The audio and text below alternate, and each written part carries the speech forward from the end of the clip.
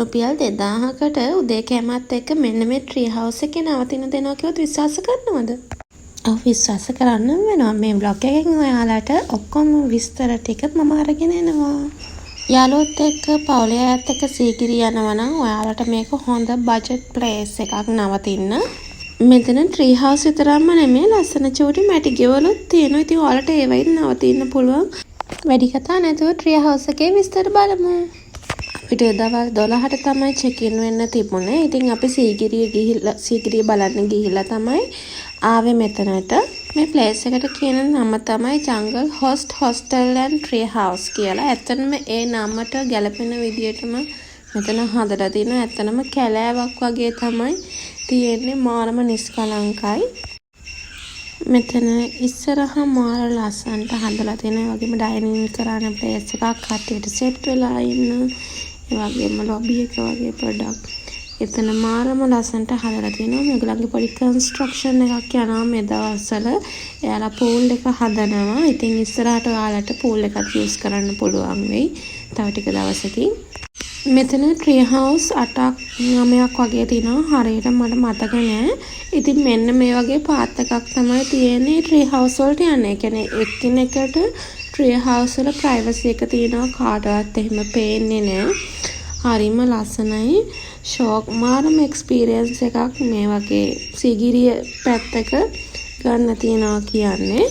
ඔයාලට මේ ප්ලේස් එක booking.com හරහා බුක් කරගන්න පුළුවන්. අපි හැබැයි ඩිරෙක්ට් ඒගොල්ලන්ට කෝල් කරලා තමයි බුක් කරේ. අපි හිතුවා ඊට වඩා හොඳයි කියලා ඒ විදිය. එතන ඉන්න අය මාරම ෆ්‍රෙන්ඩ්ලි. ඕන කෙනෙක්ට හරිය රෙකමන්ඩ් කරන්න පුළුවන් ප්ලේස් එකක් මේක.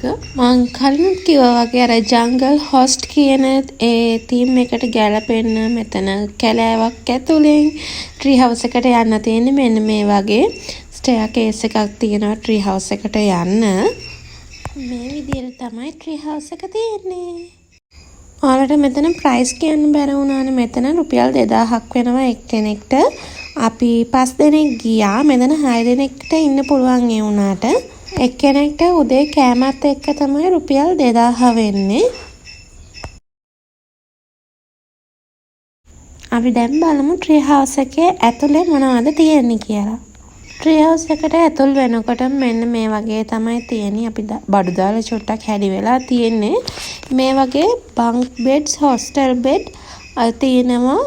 6 දෙනෙක්ට ඉන්න පුළුවන්. ඇතර මේකේ ජනෙල් නැහැ. ඒ වෙනුවට ඒගොල්ලෝ දාලා තියෙන්නේ බට පැලලි. ඉතින් මෙතන හවසේදී මාරම සීතලයි. හුළඟ එනවා. ඉතින් ෆෑන් තිබුණාට ඇත්තටම වැඩක් නැහැ. මොකද හුළඟ එනවා මාරම සනීපයි මෙතන ඉන්නකොට. ට්‍රී හවුස් එකෙන් එළියේ බැල්කනි ඒරියා එකක් තියෙනවා. ලස්සන්ට පුටු දාලා අපිට වාඩි වෙලා ඉන්න. මෙන්න මේ වගේ චූටි දොරක් තියෙන්නේ. ඒක අරගෙන එළියට යන්න පුළුවන් බැල්කනි ඒරියා එකට. ඉතින් විශේෂයෙන්ම මේගොල්ලෝ කිව්වේ අපිට මේක හොඳට වහලා යන්න, බට පැලිලි වහලා යන්න. මොකද රිලව් වෙන්න පුළුවන් කිව්වා. සමහරවිට අපි කියන කෑම අදීනේ. ඒකින්ද ඒ වගකීම අපි ගන්න ඕනේ. ඉතින් හොඳට වහලා යන එක තමයි අපි කරන්නේ. ඇත්තටම එහෙම කිසිම ප්‍රශ්නයක් උන්නේ මාර නිදහස්, මාරම හොඳ සේෆ් තැනක්.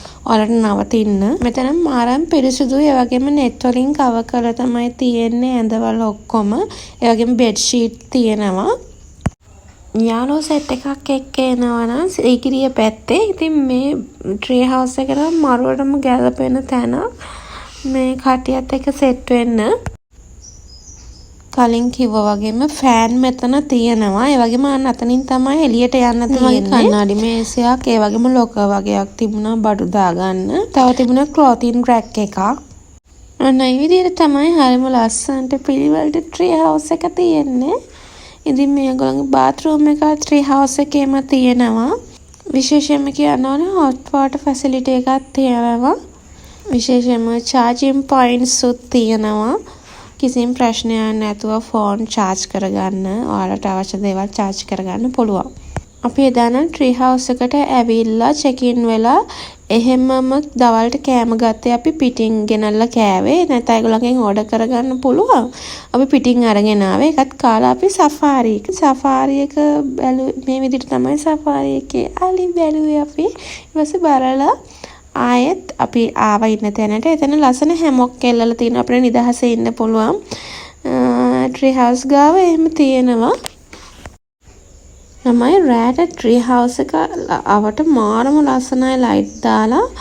මේ ඒ වගේම තමයි රෑහැයු කෑ ගහන ශබ්දේ හුළං සැරත් එක්ක මේ මාරම හුලඟක් තියෙනවා මේ පැත්තට. මේ හරිම නිදහස්. ඉතින් එළියට වෙලා බැල්කනි එකට වෙලා ඉන්න තියනවා කියන්නේ. ඩිනර් එකත් අපි පිටින් ගත්තේ. මේ මෙයාලගෙන් ගන්නත් පුළුවන්. ඒගොල්ලන් රයිස් ඇන් කරි තමයි කිව්වා නෝමල් යන්නේ. ඉතින් අපිට පුළුවන් පිටින් ගේන්න. ඉතින් අපි පිටින් ගෙනාවේ. මේගොල්ලන්ගේ නැත්තම් රෑට ඩිනර් එක රුපියල් 1000ක් වෙනවා කිව්වා එක්කෙනෙක්ට. මෙයාලගෙන් කිසිම ප්‍රශ්නයක් නැහැ පිටින් කෑම ගෙනාවා කනවට. ඉතින් ඔයාලට පුළුවන් පිටින් කෑම ගන්නවා නම් ගන්න. ඒගොල්ලන්ගේ කිසිම ප්‍රශ්නයක් නැහැ ඒකට. මේ පහෝදා උදේ අපි හිටියේ පිතුරංගල යන්න. හැබැයි අපි අම්මලත් එක්ක ගිහපු හින්දා ලොකෝට පිතුරංගල යන්න මේ හිතුවේ නැහැ. අපි මාපාගල ගියා යමනුවට. බ්‍රෙක්ෆාස්ට් එක 8 ඉඳන් 10 වෙනකන් තියෙනවා කිව්වා.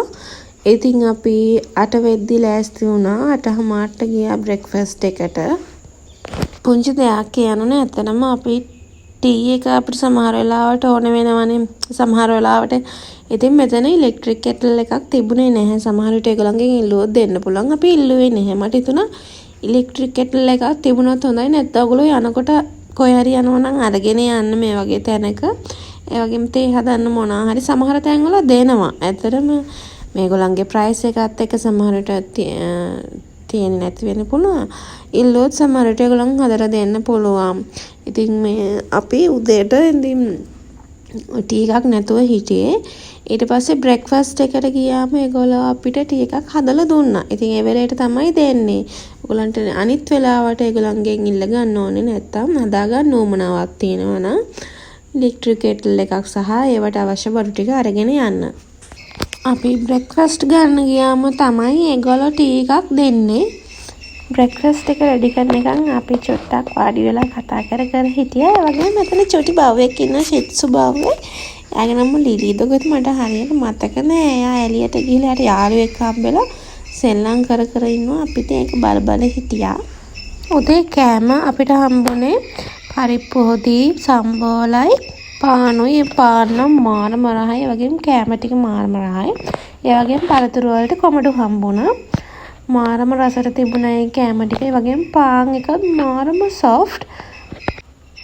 ඉතින් මෙතන ඩයිනින් කරන්න තියෙන්නේ මෙන්න මේ වගේ ලස්සන තැනක්. ඒක මාරම ලස්සන ඉන්ටීරියර් එකක් තියෙන්නේ. එතනත් ඒ විදිහටම ලස්සනට හැමොක් දාලා තියෙනවා නිදහසේ කට්ටියට ඉන්න පුළුවන් විදියට. ඒ වගේම මෙයාලගේ බයිසිකල් රෙන්ට් කරනවා. ඉතින් ප්‍රයිස් නම් මට අහගන්න බැරි වුණා. රීසනබල් ප්‍රයිස් එකකට ඇති. ඒ වගේම මේ තමයි මැටි ගෙවල්. මේ මෙතන මැටි ගෙවල් කීපයක්ම තියෙනවා. මේවත් ඔයාලට බුක් කරගන්න පුළුවන්. හරිම ලස්සනයි මැටි ගෙවල්. එතන හැමොක් එකක් එහෙම එල්ලලා හරිම ලස්සනට තියෙනවා. මෙතන යාළගේ පූල් එක හදනවා. ඉතින් හරිම ලස්සට තියෙන ඉස්සරහට පූල් එකක් හැදුනම ඔයාලා සීගිරියේ යනවා නම් ඉතින් මේ තැනට යන්න අමතක කරන්න එපා. හරිම රීසනබල් ප්‍රයිස් එකක් මම දැක්ක තැන් වලින්. ඒ වගේම හරිම ලස්සනට මේන්ටේන් කරනවා මෙතන. ඔයාලා සීගිරිය ගියොත් අනිවාර්යෙන් මෙතන නවතින්න. ඒ වගේම මේ වීඩියෝස් බලන්න මාව සබ්ස්ක්‍රයිබ් කරලා තියාගන්න. තවත් අලුත් vlog එකක් අරගෙන ඉක්මනටම එන්න. එතකම් පරිස්සමෙන් ඉන්න.